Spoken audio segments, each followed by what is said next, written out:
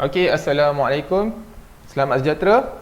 Kita nak masuk hari ini tutorial 3.1D iaitu daya memusat, tapi hari ini bagi planet. Okey, sebelum ni kita dah belajar daya memusat bagi objek. So, saya ingatkan semula, contoh kita ada tangan, ni tangan kita. Okey, so kita pusingkan objek. So, objek yang kita pusingkan ini, nampak? Ada satu daya yang dipanggil daya memusat. So, daya memusat formula dia F sama dengan mv kuasa 2 bahagi dengan R. So, M di sini M objek ni. M objek. Objek tu yang berpusing. Okey, ini ialah daya memusat yang sebelum ni. Bila kita nak masuk ke planet, daya memusat planet, kita kena ingat satu benda lagi. Ini ialah bumi. M besar, bumi. Apa yang mengelilingi bumi? Okey, kita tahu bulan. Kita letak MO, bulan. Sebab bulan tu yang pusing bumi. Cara analoginya sama lah dengan yang memusingkan tangan kita. Jadi MO juga. Jadi ada satu daya yang bertindak antara bulan dengan bumi. Apa nama daya tersebut? Ingat lagi? Iaitu daya graviti. Jadi formula daya graviti ialah Fg. M besar, bumi. MO, bulan. Bahagi dengan R kuasa 2. Ini dia punya radius. Sama juga jejari. Okey, jadi nampak tak kesinambungan daripada daya memusat yang kita belajar sebelum ni. Sekarang ni kita nak masuk yang planet. Jadi apa yang kita nampak, daya memusat adalah sebenarnya sama dengan daya graviti. Jadi kita boleh dapatkan formula kita yang ketiga daripada dua persamaan ini, iaitu G M besar MO bahagi dengan R kuasa 2 ni sama dengan MO V kuasa 2 bahagi R. Nampak? Dari sini kita nampak kita boleh potong. Jisim objek tu kita boleh potong. So tinggal jisim bumi je.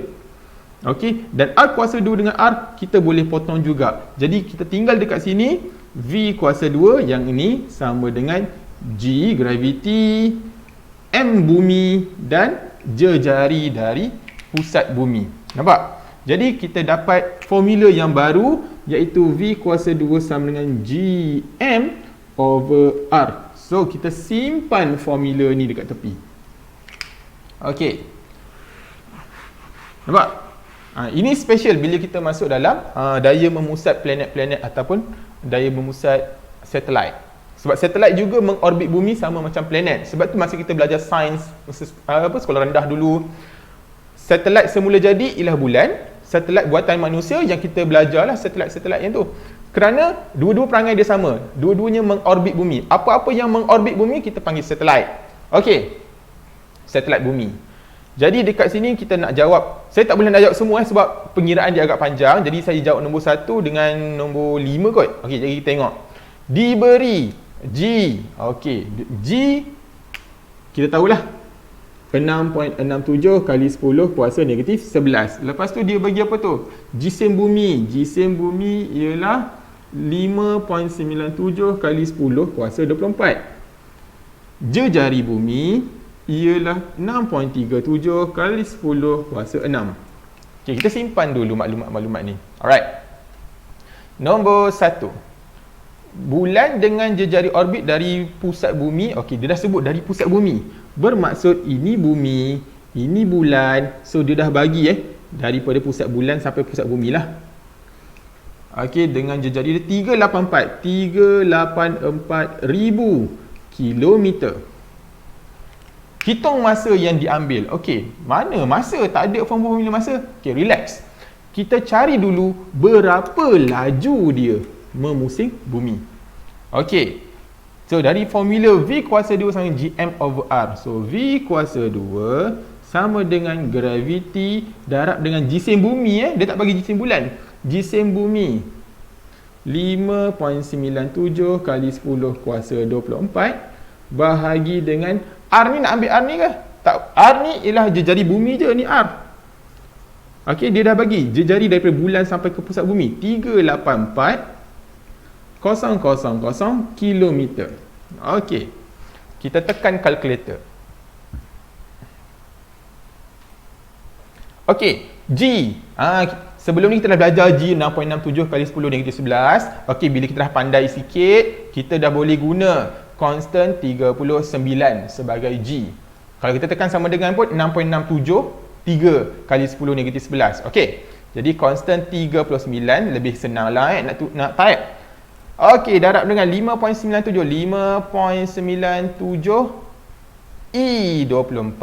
Okey, jisim bumi bahagi dengan jejari bumi. Jejari bumi ke bulan 384 000. Jangan lupa kilometer tambah 3 lagi kosong. Sebab kita punya pengiraan sentiasa dalam unit SI. Pak, dapat jawapan. Ini ialah V kuasa 2 Jangan lupa punca kuasa 2 kan jawapan tersebut dan kita akan dapat V 1018.55 ms negatif 1. Okey, maknanya laju kita dapat 1018.55 ms negatif 1. Habis tu buat apa nak cari laju ni? Adalah sebab dia. Okey, kita nak masa kan? Kita ingat lagi tak? Okey. Laju sama dengan jarak bahagi masa. Kalau kita ingat, inilah formula dia. Laju sama dengan jarak. Masalahnya dia ialah pusingan membulat. Bila dia pusing, bermaksud berapa jarak pusingan? Kita dah belajar matematik. Ukur lilit bulat ialah 2 pi r. Ni ukur lilit jarak bahagi dengan masa. Masa tu yang kita nak cari. Jadi kita pusing formula ni, T sama dengan 2 pi r bahagi V. Saya rasa faham kot benda ni. Okey, mari kita kira sekali lagi. Sekarang ni kita baru dapat yang pertama. Kita baru nak masuk yang kedua pula. Okey. So 2 pi radius sekali lagi 384,000,000 kilometer bahagi dengan laju 1018.55. So kita kena tekan kalkulator lah kali ni. Jadi 2 pi. Jangan tak tahu ada pi kat sini. Darab dengan 384,000 kilo. Okey. Bahagi dengan 10 tadi. Jawapan kita lah, bagi answer lah senang. Pak. Okey, berapa ni? 2 juta. Banyak. So, yang awak dapat ni, okey, saya padam.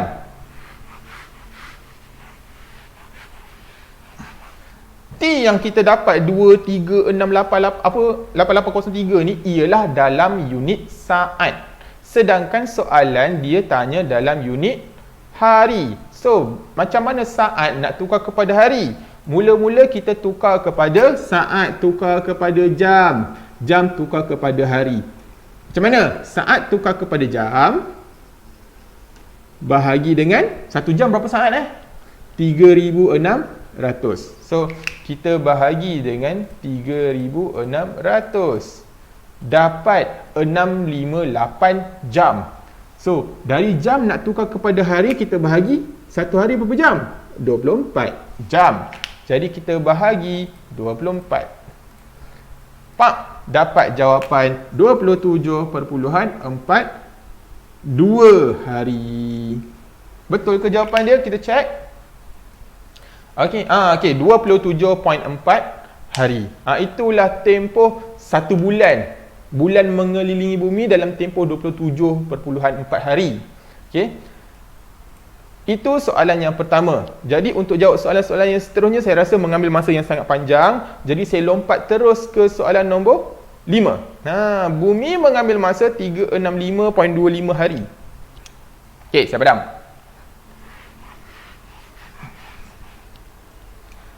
Okey. Jadi daripada formula tadi kita tahu masa, tempoh. Macam mana kalau kita tahu tempoh, boleh tak kita cari jisim?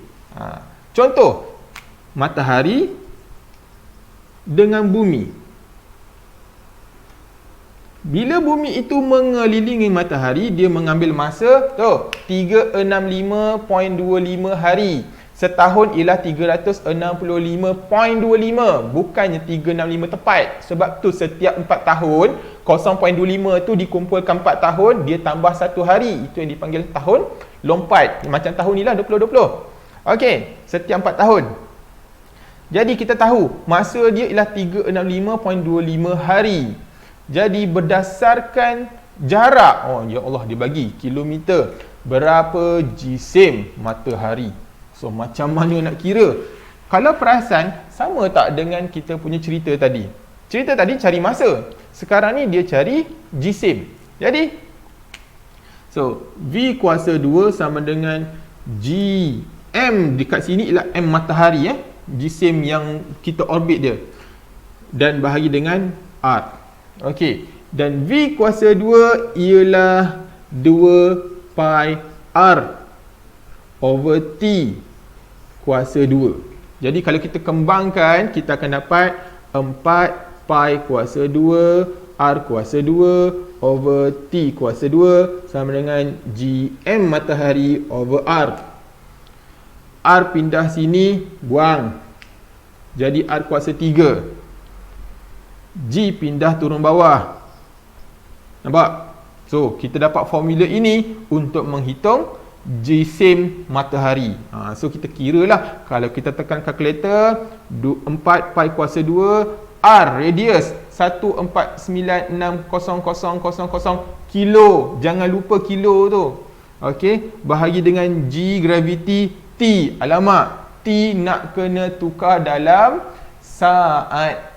And then baru kita dapat jisim dalam unit SI kg. Jadi saya dah ajar, pelajar-pelajar boleh buat dengan jawapan yang saya dah sertakan dekat sini. Kalau kita tengok, okey, ini jawapan nombor 1, ini jawapan nombor 2, jawapan nombor 3.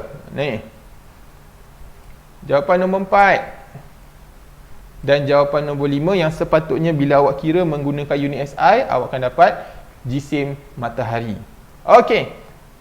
Jadi itu sahaja untuk hari ini. Tutorial 3.1 daya memusat bagi planet. Okey, semoga video ini membantu untuk latihan awak. Sekian, terima kasih.